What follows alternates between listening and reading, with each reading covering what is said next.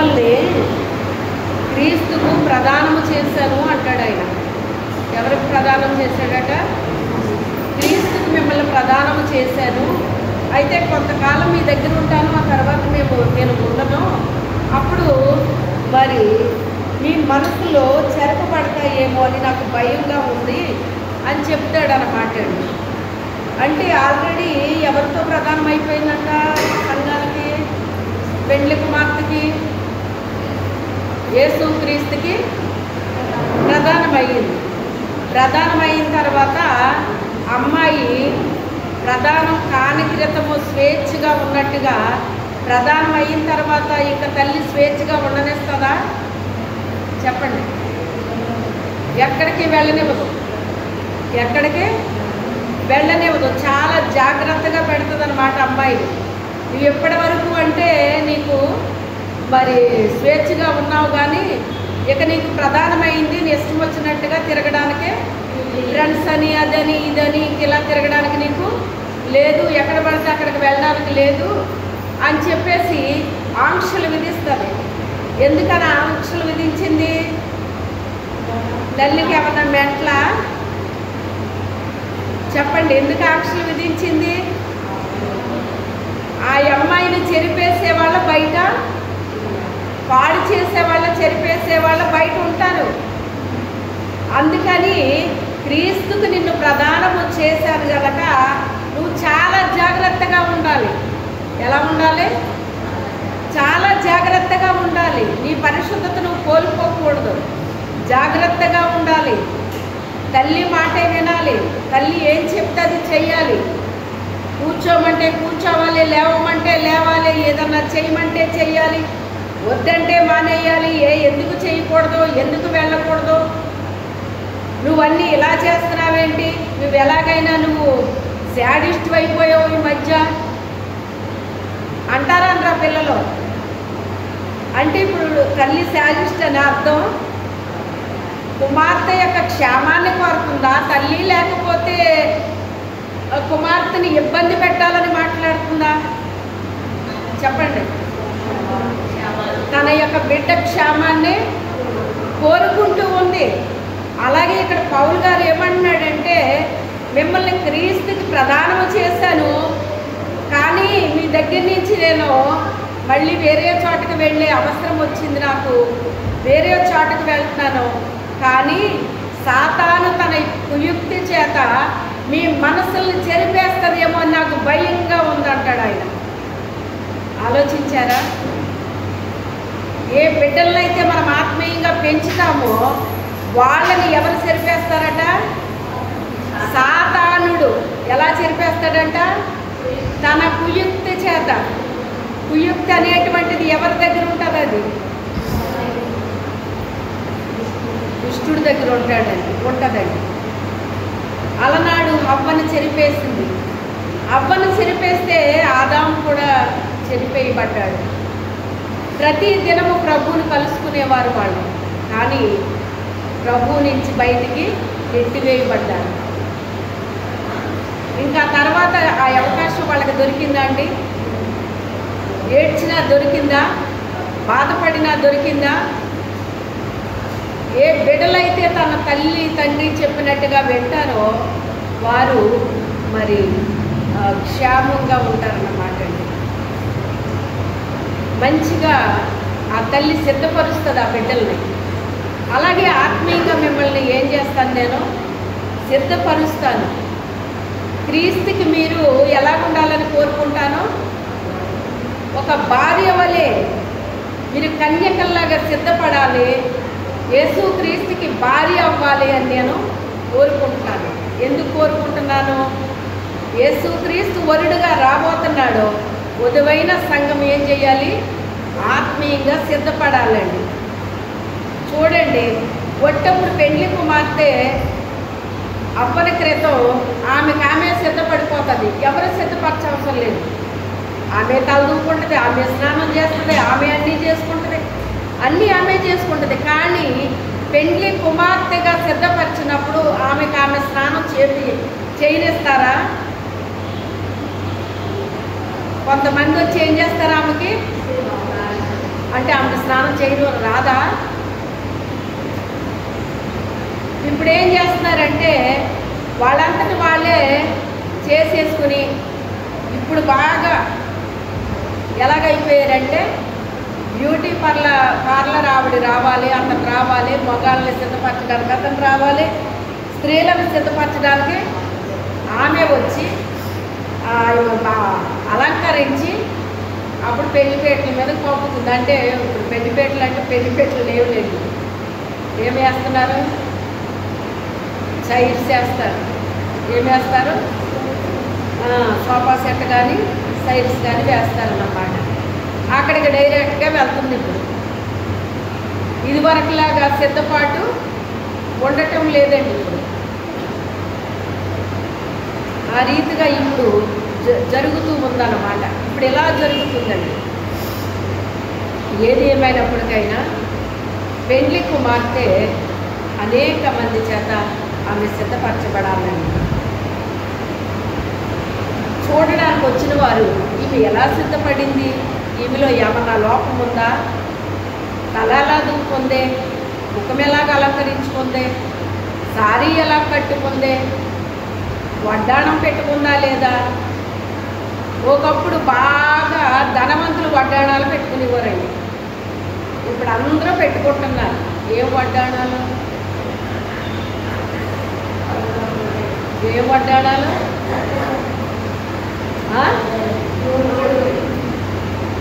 1 gram gold, ఇంకా తక్కువలోనే వస్తాయి, అవి పెట్టుకుంటారు. అంటే ఇక్కడ వడ్డాణము అంటే ఏది పెట్టుకోవాలి? అసలు బంగారం పెట్టుకోవాలంటే చాలా కొనాలి కదా, మరి చాలా ఖర్చు అవుతుంది కదా బంగారపు వడ్డాణం పెట్టాలంటే. నీకు అదే 1 గ్రామ్ గోల్డ్ కొనాలంటే అది కూడా కొంచెం రేట్లోనే ఉంది ఇంచుమించుగా చెప్పాలంటే. అంటే బంగారం అంత కాదు కానీ ఇంకా తక్కువ రేట్లో కూడా ఉన్నాయి. అయితే దేని వాల్యూ ఎక్కువ? ఇక్కడ బంగారం వాల్యూ ఎక్కువ. ఇక్కడ బంగారము అనగా దేవుని యొక్క వాక్యానికి సాదృశ్యం అండి. వాక్యం అనే వడ్డాణం పెట్టుకోవాలి పెండ్లి కుమార్తె. 1 గ్రాము గోల్డ్ కాదు, ఇతర వడ్డాణాలు కాదు. ఏ వడ్డాణం పెట్టుకోవాలి? వాక్యం అనే బంగారము. బంగారము వాక్యానికి సాదృశ్యం. ఆ వాక్యం చేత మన నడుము కట్టుకోవాలండి. మన మనసు అనే నడుముని వాక్యము చేత కట్టుకోవాలి. అదే వడ్డాణం. పెండ్లి కుమార్తె తప్పకుండా వడ్డాణం ధరించాలంటండి. కానీ ఈ రోజుల్లో మనం చూస్తున్నాం, పిచ్చి పిచ్చి వడ్డాణాలు పెట్టుకుంటున్నారు. మేము పెట్టుకున్నాం అంటున్నారా లేదా? కానీ దేనికి విలువిస్తాడు దేవుడు? పిచ్చి వడ్డాణాలక, 1 గ్రాము గోల్డ్క, బంగారాలక.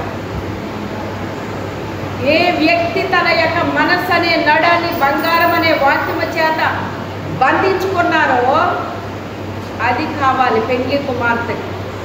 అర్థమైందా? వాక్యము ఎప్పుడైతే మనకు అందుతూ ఉందో ఆ వాక్యము చేత మనము మన మనసుని బంధించుకోవాలండి. చెవులు అలంకరించుకోవడం అంటే ఏంటో తెలుసా? బంగారముతో అలంకరించుకోవాలి చెవుల్ని. ఎత్తడి ఉన్నాయి, పిచ్చి ఉన్నాయండి. పిచ్చాట్లతోటి ఎత్తడి వాటితోటి చెవులు అలంకరించుకోవడం కాదు. ఆ చెవులకి ఒక పేరు పెట్టాడండి. కల్పన కథల వైపు తిరుగుతారంటండి. ఎటు తిరుగుతారట? కల్పన కథల వైపు తిరుగుతారంట. మరొక మాట పెట్టాడు, దానికి రోగం వస్తుంది. ఆ రోగం ఏంటంటండి? దురద చెవులు. దురద వచ్చినప్పుడు గోక్కోకుండా ఉండగలుగుతారా? ఉండలేరు. దురద చెవులు ఉంటాయటండి. ఇన్ఫెక్షన్. ఆ దురద చెవులు అంటే ఏంటి? వాళ్ళ చెవులకి ఏదో రోగం వచ్చిందనమాట అండి. ఆ రోగం వలన వాళ్ళు బాధపడుతూ ఉన్నారన్నమాట. మన చెవులను దేనితో అలంకరించుకోవాలి అంటే బంగారముతో అలంకరించుకోవాలి. ఈ లోకంలో నువ్వు బంగారంతో అలంకరించుకోవచ్చు, అలంకరించుకోలేకపోవచ్చు, పెద్ద ప్రాబ్లం ఏమీ లేదు. దేవుని వాక్యం అనే బంగారముతో నీ చెవులు ఏం చేసుకోవాలి? నువ్వు అలంకరించుకోవాలి. ప్రతిదీ బంగారంతో అలంకరించుకోవాలి. మన చేతికి గాజులు వేసుకుంటాం, అవి పిచ్చి గాజులైనా బంగారు గాజులైనా ఈ లోకంలో ఏవో ఒకటి వేసుకుంటాము. కొంతమంది తీసేస్తారు, వేసుకున్నా తీసేసినా దీనికి ఏమీ మార్పులు పడవు. అర్థమైందా? దేని మీదైనా మనం మనసు పెట్టకూడదు, దేవుని మీద తప్ప మరి దేని మీద మనము మనసు పెట్టకూడదు. అది ఏదైనా కావచ్చు. అయితే ఆ చెవులకు బంగారము ధరించాలి, చేతులకి కూడా. ఆ రిబకాకి ఏమిచ్చాడండి ఆయన? బంగారపు కడియాలు ఇచ్చాడు. ఏమిచ్చాడు ఆయన? బంగారపు కడియాలు ఇచ్చాడు. బంగారము ధరించాలి మన చేతులకి. ఈ భూ సంబంధించిన బంగారం నీకు ఉండొచ్చు, ఉండకపోవచ్చు, కానీ వాక్యము చేత మన చేతుల్ని ఏం చేసుకోవాలి? అలంకరించుకోవాలి. వాక్యము చేత అలంకరించుకోవాలి.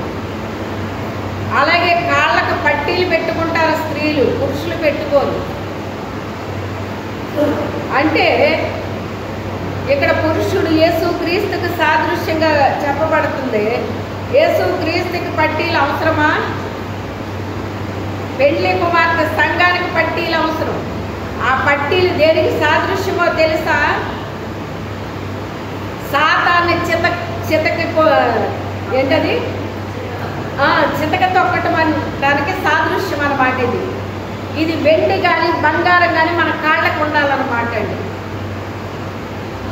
వెండి పట్టీలు కానీ బంగారు పట్టీలు కానీ మనం కాళ్ళకి ధరించాలన్నమాట. అంటే సాతాన్ని మనము చితక తొక్కే స్థితిలో ఉంటామన్నమాట. సాతాన్ని మీ పాదముల కింద నేను చితక తొక్కిస్తానంటాడు ఆయన. అవునా కదా? ఆ స్థితి మనం కలిగి ఉండాలని. యేసుక్రీస్తుకి పట్టీలు అవసరం లేదు, మనకు కావాలని. దాన్ని తొక్కాలి మనం. దానికి సాగిలి పట్టం కాదు. అంటే ఏంటి సాగిలి పట్టం అంటే ఏంటి? దేవునికి విరోధముగా నువ్వు చేసే ప్రతి కార్యము కూడా సాతానికి సాగిలి పడినట్టే.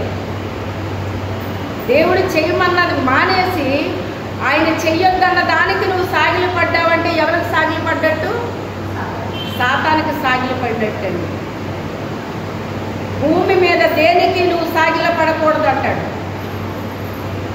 దేవునికి తప్ప మనం ఎవరికి కూడా సాగిల పడకూడదు, మొక్కకూడదు. గౌరవం ఉండొచ్చు, ప్రేమ ఉండొచ్చు. మనిషి అంటే మనిషిని గౌరవించవచ్చు, ప్రేమించవచ్చు, కానీ ఏం చేయకూడదు? సాగిల పడకూడదు.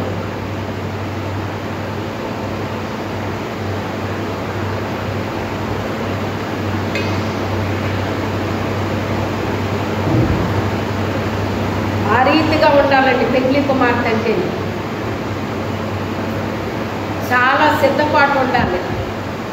రిబకా పెళ్లి కుమార్తెగా అవుతానని తను అనుకుందా? పరిశుద్ధాత్ముడు వెళ్ళి వెళ్ళి వెళ్ళి ఆమెను సిద్ధపరిచాడు. జ్ఞానవంతుల దగ్గర అంటండి సువాసన వస్తాయటండి వాళ్ళ మాటలు. జ్ఞానుని యొక్క మాటలు ఎలా ఉంటాయట?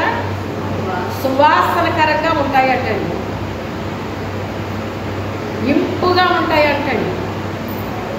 ఆ చిన్నది అతని దృష్టికి ఇంపుగా ఉన్నందున ఎవరా స్త్రీ? ఎస్తేర్. అలాగే ఎస్తేర్ని సెలెక్ట్ చేసినప్పుడు కూడా ఎంత మందిలో ఆమె సెలెక్ట్ అయ్యింది. సౌందర్యవతులు అక్కడికి రాలేదా? అందగత్తెలు అక్కడికి రాలేదా? కానీ ఆమె మాట్లాడుచున్నప్పుడు అంటే ఎలా ఉందంటండి? సువాసనలు వచ్చినాయి అంట. ఏమొచ్చినాయి? సువాసనలు వచ్చినాయి. దైవ జ్ఞానం మనం పొందుకున్నప్పుడు మనం మాట్లాడుతుంటే ఆ మాటలు ఎలా ఉంటాయంట? ఇంపుకరంగా ఉంటాయంట, సువాసనకరంగా ఉంటాయంటండి. అందుకే యేసుక్రీస్తు తన భార్య మాట్లాడుతుంటే వినాలని ఆశపడతాడటండి. ఆయన తెలుసా మీకు? వినాలని ఆశపడతాడటండి ఆయన. మనం బోధిస్తే వినాలని ఆశపడతాడటండి. మన ముఖాన్ని అలాగే చూస్తాడటండి. నా బిడ్డ ఎంత చక్కగా మాట్లాడుతున్నారు, నా కొరకు ఎంత చక్కగా చెప్తున్నారు అని మన ముఖాలను చూసి, మన నోటి మాటలను చూసి ఆయన ఎంతో సంతోషపడి ఒలకించిపోతాడటండి ఆయన.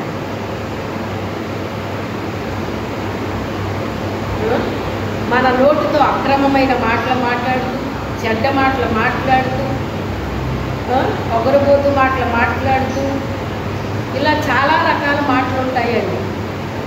అలాంటి మాటలు మాట్లాడుతూ, బూతు మాటలు, పోగిరి మాటలు, సరసోక్తులు, చెడ్డ మాటలు, ఇలాంటివన్నీ మాట్లాడితే మన నోరు ఇంపుగా సువాసన వస్తుందా దేవుడికి? చెప్పండి. ఎవరి నోరైతే శుభ్రం చేసుకున్నారో, కడుక్కున్నారో, ఉదయాన్నే లేవగానే మనం అందరం మొహం కడుగుతామా కడగమా? ఏ దేశం అంటే జర్మనీ దేశం అంటండి. వాళ్ళంటే ముఖాలు కడుక్కోరంటే రోజు స్నానం చేయరంట. కానీ ఎలా ఉంటారు అలా? రంగు ఎలా ఉంటుందమ్మా? ఎంత తెలుపుకుంటారండి? మీలో తెల్లగున్న వాళ్ళు ఉన్నారు, మీకంటే తెలుపుకుంటారా వాళ్ళు? కానీ స్నానాలు చేయరాళ్ళు, మొహాలు కడుక్కోరంట, పళ్ళు తోముకోరంట. ఎందుకు తోముకోవాలి? రోజు స్నానం ఎందుకు? మీరెందుకు అలా చేస్తారు? మన దేశస్తులకు మరి ప్రతిరోజు స్నానం చేయడం, పళ్ళు తోముకోవడం అలవాటు కదా. అందుకని వీళ్ళు తోముకుంటుంటే అక్కడ అంటండి, అపార్ట్మెంట్లో ఉన్న వాళ్ళకి ఎవరు ఎంత వాటర్ వాడుతున్నారో రీడింగ్ వచ్చేస్తుందటండి. తెలుసా మీకు? పాలు కూడా అలాగే వస్తున్నాయంట కదా. మనకి ఎన్ని పాలు కావాలో అన్ని వచ్చేస్తాయటండి. మనకి ఎన్ని తీసుకున్నామో ఆ రీడింగ్ అక్కడ చెప్తుందట. కరెంటు బిల్లులు వచ్చినట్టే వాళ్ళకి పాల బిల్లు, వాటర్ బిల్లు ఇవన్నీ వస్తాయటండి. అలాగే వాటర్ బిల్లు చూస్తే మన ఇండియా వాళ్ళు బిల్లులన్నీ ఎక్కువ వస్తున్నాయట. వాటర్ బిల్లు ఎందుకు ఎక్కువ వస్తుంది అంటే, మనం వీళ్ళకి ఎందుకు తక్కువ వస్తుంది, మనకెందుకు ఎక్కువ వస్తుందని మరి ఇలాంటి తెలివైన వాళ్ళు ఆలోచిస్తారు కదా. ఆలోచించినప్పుడు ఏలింది ఏంటి అంటే, వాళ్ళ రోజు స్నానం చేయండి, పళ్ళు తోముకోరు, ఇలాంటివి కొన్ని ఉన్నాయంటండి. ఫుడ్ కూడా తయారు చేసుకోరట. రోజు వారానికి ఒకసారి తయారు చేసుకుంటారంట. మన ఇండియా వాళ్ళకి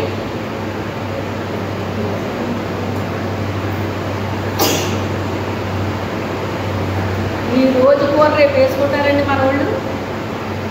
ఇప్పుడు ఏదో ఫ్రిడ్జ్లో వచ్చిన తర్వాత పెట్టుకుంటున్నారు, కానీ అంత క్రితం ఏ పూట కూర ఆ పూటే, ఏ రోజు కూర ఆ రోజే. ఇప్పుడు ఫ్రిడ్జ్లో వచ్చిన తర్వాత ఫ్రిడ్జ్లో పెడుతున్నారు. వాళ్ళు అలా కాదంట, వారానికి సరిపడా చేసేసుకుని కొంచెం వేడి చేసుకుని తినేస్తూ ఉంటారటండి.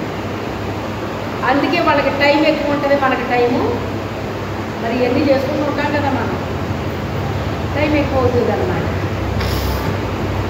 ఏది ఏమైనప్పటికైనా శుద్ధి చేసుకోవాలి. మనం శరీర క్రియలు ఏం చేయాలి? శుద్ధి చేసుకోవాలండి. మనకి మనమే స్నానం చేసుకోవాలి, మనకు మనమే ముఖము కాళ్ళు కడుక్కుంటూ ఉండాలి, మన నోరు తోముకుంటూ ఉండాలి, ప్రతి దినము తోముకుంటూ ఉండాలి. ఇలాంటి మాటలు మన నాలుకలో నుంచి వచ్చినాయి అంటే, అపవిత్రమైన పెదవులు, అపవిత్రమైన నాలుక. పెద్ద ప్రవక్త ఎవరో యెషయా గారంట, అపవిత్రమైన జనాంగం మధ్య ఉండడాన్ని బట్టి అతని నాలుక పెదవులు అపవిత్రమైపోయినాయి అతను. అప్పుడు దేవుడు చూసి వీళ్ళ మధ్యన ఉండడాన్ని బట్టి వీడు నాలుక పెదవులు ఇలాగ అయిపోయినాయి అని చెప్పి ఆ ప్రేమ కనికరం కలిగిన దేవుడు వీడు పెద్ద ప్రవక్తి, వీడు ఇలాగ అయిపోయాడు ఈ ప్రజల వల్ల అని చెప్పేసి ఆయన కనికరించి దర్శనాన్ని చూపించాడటండి. ఒకరోజు ఆయనకి ఏం చేశాడు, దర్శనాన్ని చూపించాడు. ఆ దర్శనంలో అది కూడా ఉజ్జియా అనే రాజు చనిపోయిన తర్వాత అప్పుడు ఆయనకి దర్శనం చూపిస్తే ఆ దర్శనంలో యేసు క్రీస్తు నిలువుటంగిలో ఆయన ఉన్నారట. కెరూబులు శరాబులు ఆయనకి ఏం చేస్తున్నారు, ఆరాధిస్తూ ఉన్నారు దేవుణ్ణి. వాళ్ళు ఆరాధిస్తుంటే, ఆ దూతలు ఆరాధిస్తుంటే గడప కమ్ముల పునాదులు ఏమైపోతున్నాయి, అదిరిపోతున్నాయి అటండి, అదిరిపోతున్నాయి అంటాడు. అంతలాగా ఆరాధిస్తున్నారట. యెషయా కన్నులు తెరవబడి చూశాడు పైకి. చూసేటప్పటికి అతనిలో ఏదో కార్యము జరిగిపోయింది, అతని హృదయంలో కార్యము జరిగిపోయింది. జరిగిపోయి ఎవ్వరూ ఏమీ అనలేదు, అతనంతటా అతనే ఏడుస్తున్నాడట. ప్రభువా, అపవిత్రమైన జనాంగం మధ్య నేను నివసిస్తున్నాను, నా పెదవులు అపవిత్రమైపోయినాయి, నా నాలుక అపవిత్రమైపోయింది. తండ్రి, నన్ను కడగవా, నాకు సహాయం చేయవా, ఓరున ఏడుస్తున్నాడటండి. ఎవరన్నా అన్నారా అతన్నే? ఎవ్వరూ ఏమీ అనలేదు, అతనే ఏడుస్తున్నాడు. ఎందుకనంటే దైవ దర్శనం కలిగినప్పుడు ఎవరో చెప్పవసరం లేదు, మన పాపమేటో మనకే అర్థమైపోతుంది. అర్థమైపోయి ఇంకొకరు ఏడిపించక్కర్లేదు, మనమే ఏడుస్తాం. మన తప్పేంటో మనకు తెలుస్తుంది, మనం ఏం చేస్తామో మనకు అర్థమైపోతుంది. అతని ప్రవక్తే కానీ అతను ఏడుస్తున్నాడండి. తండ్రి, నాకు సహాయం చెయ్యి, ఈ అపవిత్రమైన జనాంగం మధ్య నేనున్నాను, నా పెదవులు అపవిత్రమైపోయినాయి, నా నాలుక అపవిత్రమైపోయింది, నా పెదవుల్ని నాలుకని పవిత్రపరచువా అని ఏడుస్తున్నాడట. అప్పుడు దేవుని యొక్క దూత ఒక కారుతో నిప్పుని తీసుకొచ్చి తన పెదవులకి తగిలించిందంటండి. తగిలించి అంటుంది కదా, యెషయా, ఈ యొక్క అగ్ని నిప్పి నీ పెదవులకి తగిలించాను కనుక నీ పెదవులు పవిత్రపరచబడి నువ్వు ఏడవకు అని చెప్పిందంట. అప్పుడు ఆ తర్వాత అతను ఎంతసేపట్లో అయిపోయాడండి, క్షణంలో మారిపోయాడు. దేవుడు దర్శిస్తే క్షణం చాలు మనిషికి, ఆ క్షణంలో మారిపోయాడట. మారిపోయి ఇక మాటలన్నీ పోయినాయి అంటండి. తన పెదవులు పవిత్రమైపోయినాయి, పరిశుద్ధమైపోయినాయి, తన నాలుక పరిశుద్ధమైపోయింది. ఇప్పుడు దైవ దర్శనాలు చూడడం ప్రారంభించాడు. ఏలయనగా మనకు శిశువు పుట్టెను, మనకి కుమారుడు అనుగ్రహింపబడెను, ఆయన భుజం మీద రాజ్యభారం ఉండును, ఆయన ఆశ్చర్యకరుడు, ఆలోచనకర్త, సమాధానానికి అధిపతి, ఆయన నిత్యుడగు తండ్రి అని యేసు క్రీస్తు జన్మించడానికి ముందుగా ప్రవచించాడండి. యేసు క్రీస్తు ఇంకా 800-900 సంవత్సరాలకి పుడతాడనగా ప్రవచించాడండి. చూసారా, కన్యక గర్భవతి అయి కుమారుని కంటది, ఆయనకు ఇమ్మానుయేలు అనే పేరు పెట్టబడుతుంది. ఇమ్మానుయేలు అనగా దేవుడు మనకి తోడని అర్థము. ప్రవచించాడు, చూశాడు. కుమారుడు అనుగ్రహింపబడడం చూశాడు ఆయన.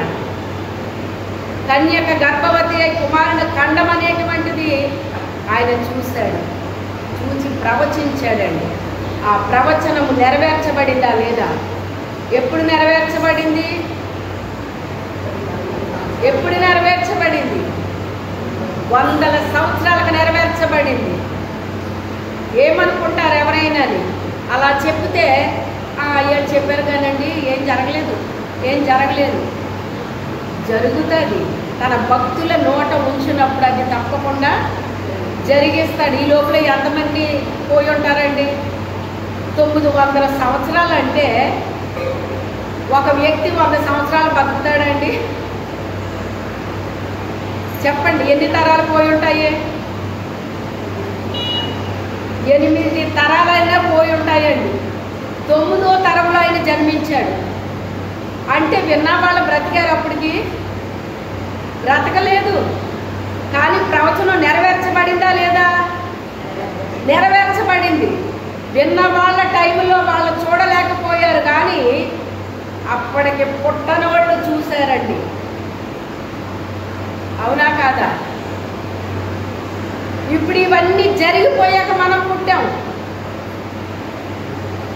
పుట్టినప్పుడు చూసి తరం వేరు, పుట్టిన తర్వాత కొన్ని తరాలు గతించిపోయి ఇప్పుడు మనము చెప్పుకుంటూ ఉన్నాం, ఇలా జరిగిందంట, అలా జరిగిందంట, అదంట, ఇదంట అని. కానీ మా ఆత్మీయ తండ్రి గారు ఒక మాట అనేవారు, దేవునికి స్తోత్రం, మనం చూడకపోయినా ఆయన్ని నమ్మాము, వినుట వల్ల విశ్వాసం కలుగుతుందంట. అది కూడా దేవుని గురించి మనం విన్నాం, నమ్మాం. ఆయన మనం చూడలేదు కానీ నమ్మాము కనుక మనం ధన్యులము అనేవారు ఆయన. హల్లెలూయా. ఇప్పుడు వినుట వల్ల విన్నామా లేదా? మనం విన్నాము, బైబిల్ ద్వారా చదువుతున్నాం మన వాక్యాన్ని. అవునా కాదా? చదువుతున్నాం, చదివి నమ్ముతున్నాం. సాతాను, నేను చిన్న వయసులో బైబిల్ చదువుతుంటే నాకు ఏమని చెప్పేదంటే, అంటే ఏదో 2 కొమ్ములు వేసుకుని భయంకరమైన రూపంతో వచ్చి నిలబడింది కాదు, మనకి చెప్తుంది అనమాట. ఏదో గుసగుసా చెప్పినట్టు చెప్తుంది అనమాట. ఏమని చెప్పిందంటే, ఇవన్నీ చదువుతున్నావు, ఈ నిజమా? ఇవన్నీ నిజమేంటి? అనవసరంగా నీ లైఫ్ని వేస్ట్ చేసేసుకుంటున్నావు నువ్వు. ఎందుకంటే సత్యానికి పత్యం చేయాలి కదా. మరి దేవుడు ఎలా చెప్పాడంటే ఇలా చెయ్యాలి. మరి చెయ్యాలంటే పత్యం చేయాలి కదా. మనం లోకస్తులు తిరిగినట్టుగా మనం తిరుగుతామండి? తిరగలమా? లోకస్తులు చేసినట్టుగా మనం చేయగలమా? చేయలేము. పత్యం ఇది మనకి. ఏంటిది? పత్యం ఇది మనకి. అయితే ఈ పత్యం చెయ్యాలి కనుక సాతాను నాకు చెప్పే మాట ఏంటంటే, ఇవన్నీ నువ్వు చదువుతున్నావు, ఇవన్నీ నువ్వు నమ్మేస్తున్నావు, ఇవన్నీ నిజమనుకుంటున్నావా? ఈ నిజం కాదు, అలా రాశారంతే అని. అవునా? అలా రాశారా? అలాగే ఎందుకు రాస్తారు? లేదు లేదు, దేవుడు నిజం, దేవుడు ఉన్నాడు, ఆకాశాన్ని సృష్టించాడని మరి వాక్యంలో ఉంది కదా. మరి ఆకాశం ఉంది కదా, భూమి ఉంది కదా, నక్షత్రాలు ఉన్నాయి కదా, సూర్యుడు చంద్రుడు ఉన్నాయి కదా. మరి ఇవన్నీ ఉన్నటప్పుడు దేవుడు ఉన్నాడు.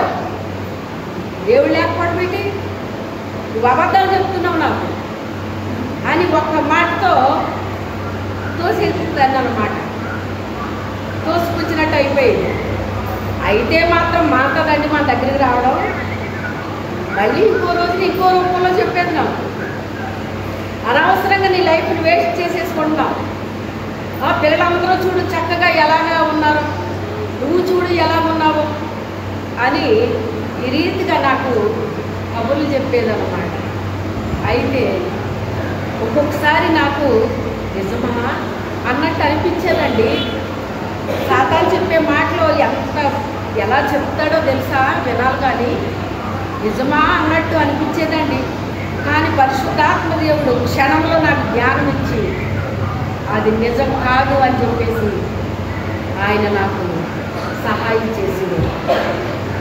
అయితే నేను చిన్న వయసు నుంచి పత్యం చేశాను. ఏం పత్యం? అందరిలాగా నేను లేను, అందరిలాగా తిరగలేదు, అందరిలాగా చేయలేదు. ఎందుకని చేయలేదు, ఎందుకని తిరగలేదు అంటే, నా దేవుడు నన్ను ఏం చేసుకున్నాడో ప్రత్యేకపరుచుకున్నాడు. నన్ను, ఈ బిడ్డ నాకు కావాలి, ఈమె నాకు కావాలి, నా కొరకు ప్రకటించాలి, నా కొరకు పని చేయాలి, ఈమె సంఘాన్ని సిద్ధపరచాలి, అనేక మందిని సిద్ధపరచాలి, అనేక మందికి ఉపయోగపడాలి, ఈమె నాకు కావాలి అని చెప్పేసి నా పరలోకపు తండ్రి నన్ను ఏం చేశాడు, సాతాను చేతిలోకి వెళ్ళకుండా ఆయన చేతిలో నన్ను భద్రపరిచాడండి. నా చుట్టూ ఆయన కంచి వేశాడండి. నిరంతరము నాతో ఉన్నాడండి. ఎప్పటికీ నాలో ఉంటాడు, నాతో ఉంటాడు, నాకు సహాయం చేస్తాడు. హల్లెలూయా. అందుకే అందరూ చేసినట్టు నేను చెయ్యను, అందరూ మాట్లాడినట్టు నేను మాట్లాడను. అప్పుడు మనల్ని దావీదుని అన్నారంట, ఏంటి ఇతను ఇలాగా అలాగా అని మాట్లాడితే దావీదు అంటాడు కదా, నేను అందరికీ ఒక వింతగా కనబడుతున్నాను ప్రభువా అంటాడు అనమాట. నిజంగా దేవుడికి మనం లోబడి విధేయత చూపించి దేవుని చిత్త ప్రకారంగా జీవిస్తేనంట మనం వింతగానే ఉంటామంట. హల్లెలూయా. వింతైన కార్యాలు మన ద్వారా జరిగిస్తాడు దేవుడు. హల్లెలూయా. వింతైన కార్యాలు జరిగిస్తాడు. అయితే మనం చేయాల్సింది ఏంటి? ఆయన చెప్పినట్టుగా చెయ్యాలి, ఆయనకు లోబడాలి, ఆయనకు విధేయత చూపించాలి, ఆయన ఆత్మకి లోబడాలి, ఆయన ఆత్మచేత నడిపించబడాలి. ఆ ప్రవక్త ఎంతసేపట్లో ఆయన జంప్ అయ్యాడు చూసారా? ఎంత ఎంత టైం పట్టిందండి ఆయనకి? ఒక్క క్షణం.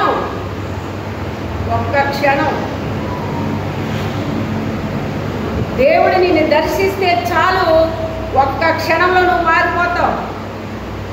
ఆ పశ్చాత్తాపం నీకు రావాలి.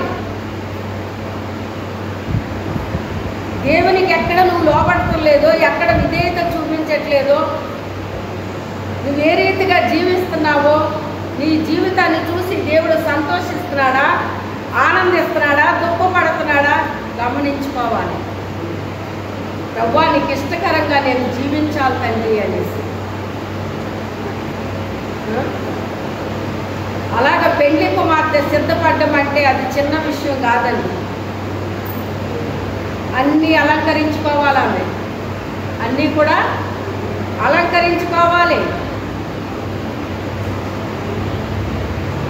సాధువైనట్టు మృదువైనట్టు అక్షయ అలంకారం అనే గుణాన్ని మీరు కలిగి ఉండండి, ఇది దేవుని దృష్టికి మిగుల విలువ కలిగింది అంటున్నాడు. మన గుణం ఎలా ఉండాలంట? సాధువైనట్టు అంటే గొర్రె పిల్ల స్వభావాన్ని మనం ధరించుకోవాలి. మృదువైనట్టు, మృదువు అంటే సహనము, మన శీలము. మృదువైనట్టు అక్షయ అలంకారము, అది పై కనబడేది కాదు, అది మన గుణాన్ని చూపిస్తుందంట. ఆ గుణాన్ని మీరు కలిగి ఉండండి, ఇది దేవుని దృష్టికి మిగుల విలువ కలిగింది. దేవుని దృష్టికి ఏది విలువ కలిగిందో అది మనం కలిగి ఉండాలి. ఎవరో ఎలాగో ఉన్నారని చెప్పేసి మనం అలాగ వేషాలు వేయకూడదు. వేషం ఎప్పటికైనా పోతుంది, ఒరిజినల్ ఉండాలి. బంగారం ఒరిజినల్. వాక్యం రెండు రకాలు ఉంటుంది, జీవము కలిగింది ఉంటుంది, జీవము లేనిది ఉంటుంది. జీవము కలిగిన వాక్యము ఒరిజినల్, జీవము లేని వాక్యము సాతానికి సంబంధించింది. జీవము కలిగిన వాక్యం మనిషిని జీవింపజేస్తుంది, బ్రతికిస్తుంది, అది బలపరుస్తుంది, చనిపోయిన మనిషిని కూడా బ్రతికిస్తుందండి. వాక్యంలో జీవం ఉంది, వాక్యంలో బలం ఉంది, వాక్యంలో శక్తి ఉంది, వాక్యంలో ప్రభావం ఉంది. ఇవన్నీ ఉన్నాయండి వాక్యంలో, ఇవన్నీ వాక్యంలో ఉన్నాయి. శక్తి లేని వాక్యం అంటే అందులో జీవం ఉండదు, అది వాక్యమే అన్నట్టు ఉంటుంది అన్నమాట అండి. నేను ఇక్కడికి వచ్చిన టైంలో 94లో మేము వచ్చామండి. అప్పట్లో నాకు ఒక కళ చూపించాడు దేవుడు ఇక్కడికి వచ్చాక. ఆ కళలో ఒక అమ్మాయి అంటుంది, మీరు అద్దం కొనుక్కుంటానన్నారు కదా, రండి ఇక్కడ కొనుక్కుందరు కానీ రండి అని ఒక సంతలోకి తీసుకెళ్ళింది నన్ను. సంతలోకి తీసుకెళ్తే అక్కడ వాక్యం వినబడుతుంది.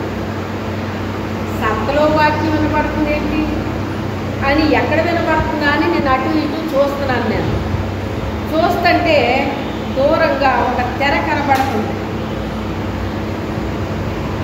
మరి సినిమాల్లో ఎక్కడ ఎక్కడ కనపడతాయండి మీకు బొమ్మలు? తెర మీదే కదా. అయితేని ఒక తెర కనపడుతుంది, పెద్ద తెర తెల్లగానే. అక్కడి నుంచి వినపడుతుంది ఆ వాక్యం. వినపడుతుంటే నేను అలాగే చూస్తున్నాను అన్నమాట. ఇక్కడి నుంచి వాక్యం వినపడుతుంది ఏంటి, సంతలో ఏంటి వాక్యం వినపడడం ఏంటి, వాక్యం ఎక్కడ వినపడాలి అని అలాగే గమనిస్తుంటే ఆ తెర వెనకాల నుంచి ఒక దుష్టుడు ముఖం నాకు కనిపించింది. అది చెప్పను కానీ తర్వాత మీకు ఎవరికైనా కావలిస్తే అడగండి, నేను చెప్తాను. ఒక దుష్టుడు ముఖం నాకు కనిపించింది, నవ్వుతున్నాడు. నువ్వు చెబుతున్నావా? సంతలో వాక్యం ఏంటనుకున్నా, నువ్వు చెబుతున్నావా? చిచ్చి అనేసి అనుకున్నాను అనమాట నేను మనసులో. అనుకున్న తర్వాత ఈ అమ్మాయి అంటుంది, ఈ సంతలో ఏమన్నా కొనుక్కుంటామంటుంది. నేను ఒక్కటి కూడా కొనలేను ఇక్కడ, నేను ఇలాంటి సంతల్లో కొనను, నేను నాకు వద్దు, గడి వెళ్ళిపోదాం. మరి కొనుక్కుంటానన్నావు కదా నువ్వు అని. కొనుక్కుంటానన్నాను, ఇప్పుడు కొన్నాను కదా అన్నాను నేను. ఎందుకంటే విషయం తెలిసిపోయింది కదా, ఆ సంతలో ఏముందో తెలిసిపోయింది కదా.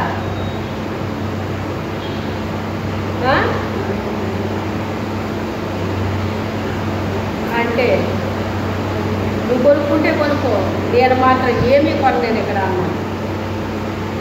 అప్పుడు కొనుక్కో, ఏదోటి కొనుక్కోని ఏదోటి కొనుక్కోను, నేను ఏది కొనలేను ఇక్కడ, నడికి వెళ్ళిపోదామా. అక్కడి నుంచి వచ్చేసాను. అంటే అది ఒక పెద్ద మందిరం అన్నమాట అండి. మీకు అర్థమైతే అర్థమైనట్టు, లేకపోతే లేనట్టు. ఒక పెద్ద మందిరం, మీకు అర్థమైపోతలేదు. అదనమాట అండి ఆ సంత. ఆ సంతలో వాక్యం చెప్పేది ఎవరో ఒక దుష్టుడు ఆ వ్యక్తిలో ప్రవేశిస్తాడో అతను వాక్యం చెప్తాడు అన్నమాట. సహజమైనంత వరకు మరి మీరు గ్రహించగలరో లేదో కూడా నేను చెప్పలేదు. అంత కరెక్ట్గా ఉందన్నమాట అండి ఆ వాక్యం. చాలా గ్రహింపు కావాలి దాన్ని మనం గ్రహించాలంటే. సేమ్ వాక్యంలాగే వినపడుతుందండి, అది వాక్యంలాగే ఉంటుంది అది, కానీ వాక్యము కాదు. మా చిన్నప్పుడు కర్ర కాని కర్ర ఏంటి కదా, ఇలాంటివి ఆడుకుంటాం మనం. కర్రే కానీ కర్ర కాదు అంటాం, వాక్యమే కానీ ఇప్పుడు అది వాక్యం కాదు అది. కానీ ప్రజలకి తెలియదు అది. ఓ వెళ్ళిపోతారు, ఎందుకు వెళ్తున్నారో వాళ్ళకి తెలియదు. మొన్న ఎవరో చెప్పారమ్మా, ఆరాధన చేసేస్తుంటే మందిరంలో ఆరాధన చేసేస్తున్నారట. మందిరంలోనో బయట ఎక్కడో పెద్ద ఆరాధన జరిగిపోతుందంట. జరిగిపోతుంటేని సాతానుడు పక్క నవ్వుతున్నాడటండి. ఎందుకు నువ్వు పక్క నవ్వుతున్నావు అలాగా అని ఆ దురాత్మలు ఉంటాయి కదా, ఆ దురాత్మల కంటండి వీళ్ళు ఆరాధన చేస్తుంటే అగ్ని మండిపోతుందంట.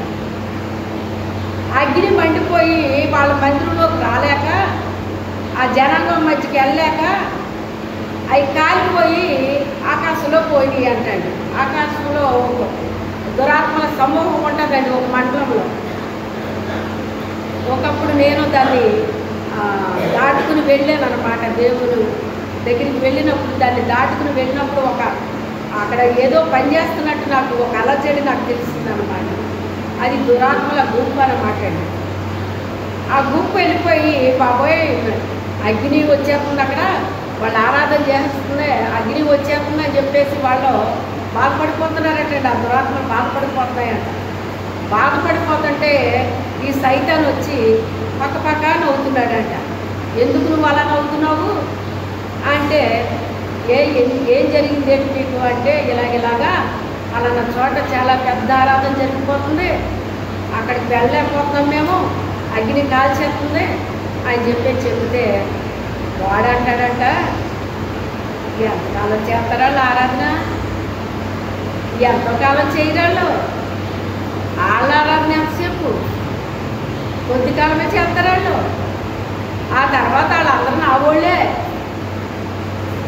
వాళ్ళందరూ ఎలా చెప్తున్నాడో చూసారా? వాళ్ళంతా నా వాళ్ళే, ఏదో కొంతకాలం చేస్తారంటే అలాగా. ఆ తర్వాత వాళ్ళంతా నా బ్యాచ్ అని చెప్తున్నాడటండి. మీకేమనిపించింది దీన్ని బట్టి చెప్పండి? ఏమనిపించింది? వాడు ఎందుకు చెప్పాడు అలాగా? వాళ్ళంతా నా బ్యాచ్ అని ఎందుకు చెప్పాడు?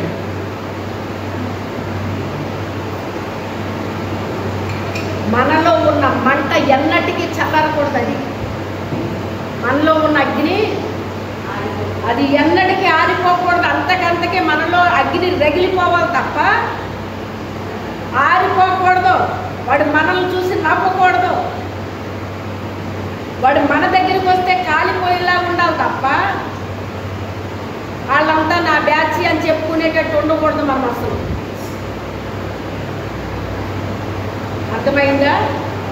అది గుర్తుపెట్టుకోండి మీరు.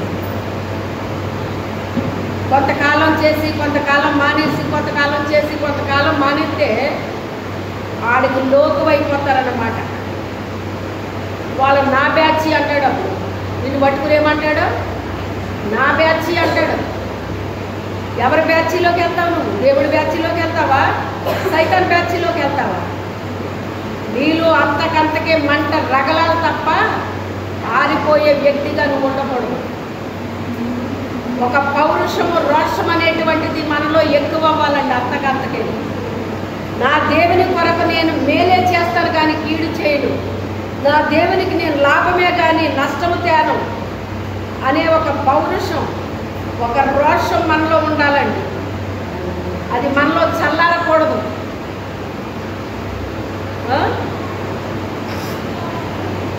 ఒక ప్రార్థనాపరుడు మోకాళ్ళేసి ప్రార్థన చేస్తుంటేనంటండి, సాతాను దూతలు వచ్చినాయి అంటండి. దూతలు వస్తే ఆ రెక్కలో ప్రార్థన ద్వారా రెక్కలు ఎరగొట్టేసాడంటండి ఆయన. ప్రార్థనాపరులు అంటే మీరు సామాన్యులు అనుకుంటున్నారా? మీరు మన 5 నిమిషాల ప్రార్థనకి, 2 నిమిషాల ప్రార్థనకి, 10 నిమిషాల ప్రార్థనకి వాటి రెక్కలు ఇరుకో. ఎంత ప్రార్థన ఉండాలో తెలుసా? పరిశుద్ధత కలిగి ప్రార్థన చెయ్యాలి మనం. రోషము కలిగి ప్రార్థన చెయ్యాలి మనం. దేవుని సైన్యంలో ఉండాలి మనం. అప్పుడు ఏమైంది నీకు అంటే, ఇంకో పలానా ఓడు ప్రార్థన చేస్తున్నాడు, నా రెక్కలు ఎరగొట్టేసేదాడు అని చెప్పేసి అన్నాయంట.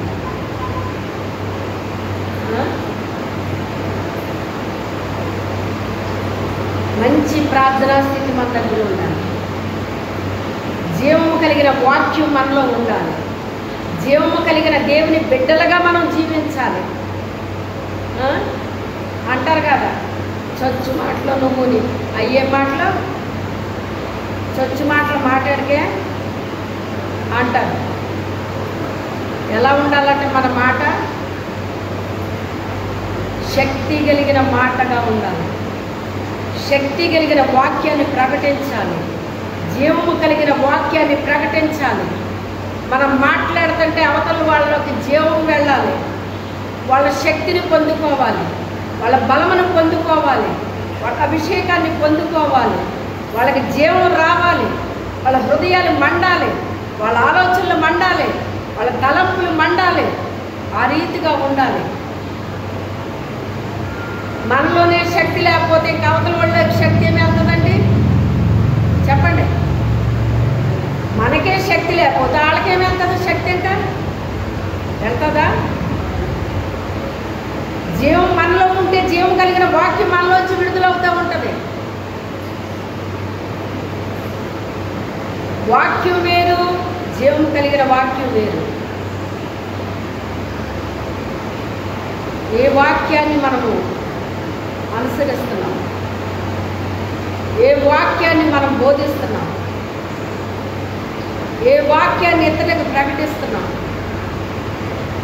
శక్తి కలిగిన వాక్యమా, శక్తి లేని వాక్యమా? ఏది చెప్తున్నాం మనం? ఏది బోధిస్తున్నాం? సంఘము ఎలా ఉండాలండి?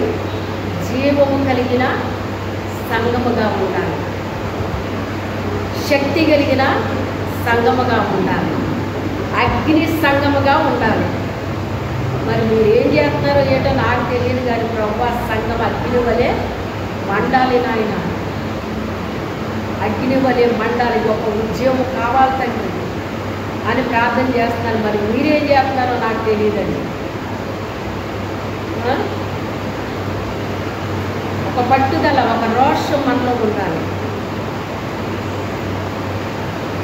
పెండ్లి కుమార్తెను సిద్ధపరచడం అంటే అది సామాన్యమైన విషయం కాదు. చాలామంది అందగత్తులు వచ్చారు, సౌందర్యవతులు వచ్చారు, కానీ సెలెక్ట్ అయింది ఒక్కమే సెలెక్ట్ అయింది. ఎందుకని? జ్ఞానము కలిగి ఆమె మాట్లాడుతుంటే ఆయనకి ఎలా ఉందంట? ఇంపుగా ఉందంటండి. ఎలా ఉంది? ఇంపుగా ఉందంట, ఇంపుగా ఉందండి. మనం మాట్లాడుతుంటే పరిశుద్ధాత్మ దేవుడికి ఎలా ఉండాలి? ఇంపుగా ఉండాలి. మనం నోరు తెరిస్తే అక్కడికి వచ్చి మన పక్కన నిలబడతాడండి. తెలుసా మీకు ఆ సంగతే? మన పక్కన నిలబడి ఆయన వింటూ ఉంటాడు మనం చెప్పే విషయాలు, వింటూ ఉంటాడు ఆయన. మనం ఏం బోధిస్తున్నాం వింటాడో, మనం ఎలా ప్రవర్తిస్తున్నామో చూస్తాడో, మన ప్రార్థన వింటాడో, అన్నీ వింటాడండి ఆయన. ఆమె ఇంపుగా ఉందంట. అందుకే వాళ్ళందరూ సౌందర్యవతులే కానీ సెలెక్ట్ అయ్యారా? అవ్వలేదు. అందము, మోసకరము, సౌందర్యం, వ్యర్థము, యెహోవా యందు భయభక్తులు కలిగిన స్త్రీ కొనియాడబడతారు. యెహోవా యందు మనము భయము, భక్తి కలిగి ఉండాలి, కలిగి ఉండాలి. ఆ వాక్య ప్రకారంగా జీవించాలి, వాక్య ప్రకారంగా జీవించాలి. అది ఆమె సిద్ధపాటు. వారి సిద్ధపాటు వేరు, వారి సిద్ధపాటు వేరు. ఆయన మనల్ని చూసినప్పుడు మనం నచ్చాలి, ఆయన మెచ్చాలి. మనుషుల చేత కాదండి. ఎవరు మెచ్చుకోవాలి? తనకు తాను మెచ్చుకొని వాడు కాదు, కానీ దేవుడు, ప్రభువు మెచ్చుకొని వాడు యోగ్యుడు. ఆయన మెచ్చుకోవాలి మనల్ని చూసి. షబాస్ అన్నాలండి మనల్ని చూసి, మనం చేసే పనులు చూసి, మనం చేసే కార్యాలను చూసి మాట్లాడాలి. ఆయనకి ఎలా కనబడుతున్నాం మనం? ఎక్కడో ఉన్న రెబెకా సెలెక్ట్ అయిపోయింది, ఎక్కడో ఉన్న ఒక అనాథ బిడ్డ సెలెక్ట్ అయిపోయింది. ఆమెను ఎవరన్నా పెంచారండి? ఆమెను ఎవరన్నా పట్టించుకున్నారండి? అయినప్పటికైనా ఆమె సెలెక్ట్ అయింది. ఏమి సిద్ధపరచుకుంది? తన హృదయాన్ని అలంకరించుకుంది. పై రూపాలు కాదు, మన అంతరంగ సౌందర్యాన్ని కోరుకుంటాడు ఆయన.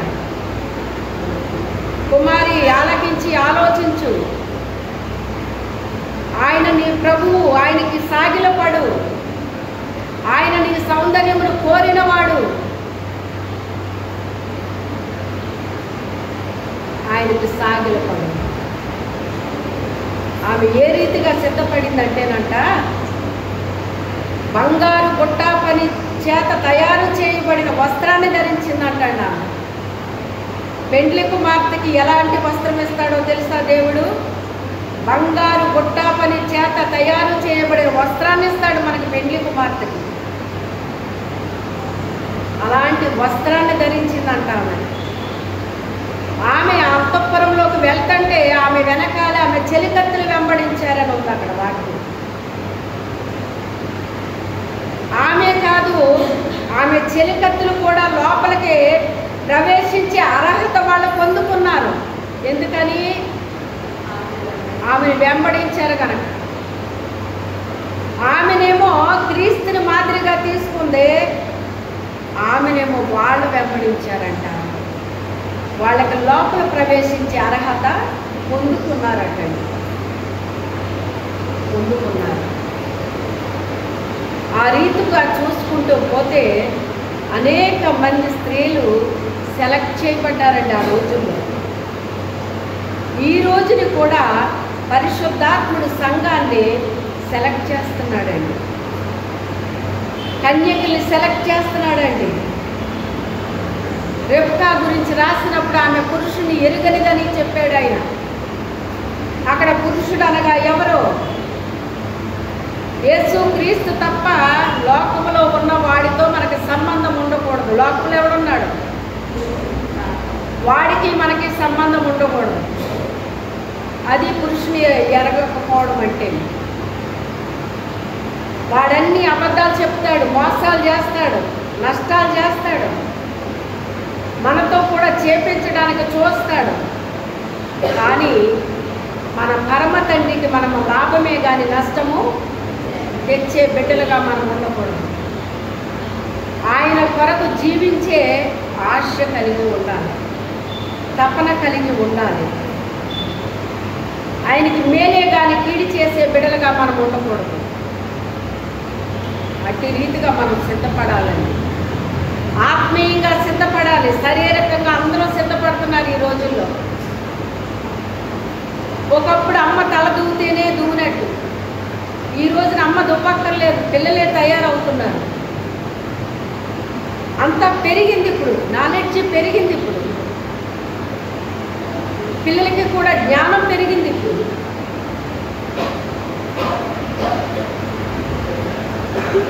అయితే మనము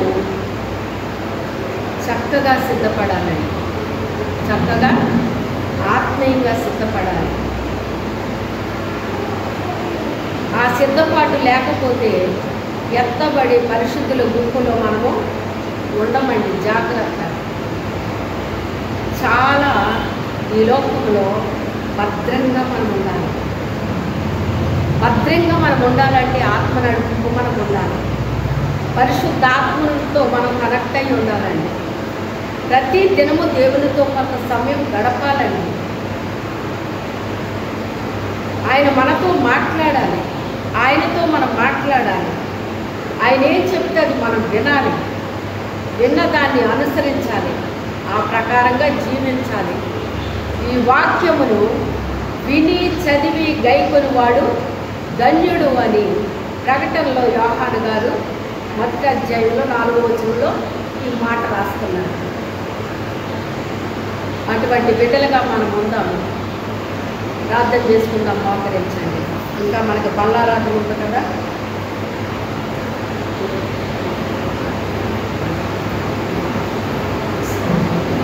మీలో ప్రేరేపించబడిన వారు ఒకరు ప్రార్థన చేయండి.